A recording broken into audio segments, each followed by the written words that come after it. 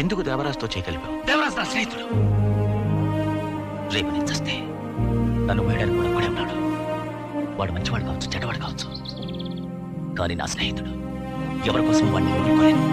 ఎవరు వచ్చినా కూడా, దేవుడు వచ్చినా సరే దేవయ్యే. నేనేం పుణ్యం చేశాంట్రా నీలాంటి మిత్రుడు దొరకడానికి? ఏం చేసినా కూడా ఈ దేవ సూర్య స్థాయికి ఎదగలేడు. నువ్వే నా ముఖ్యం, దేవయ్యే ముఖ్యం.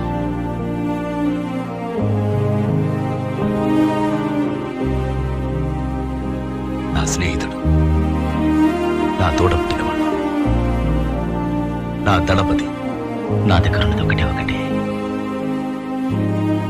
నా ప్రాణం. ఇక్కడ ఇంతమంది ఉన్నారు దేవా. నీకెంతమంది ఉన్నారు? నాకు నువ్వు ఒక్కడి వేళ ఉన్నావు.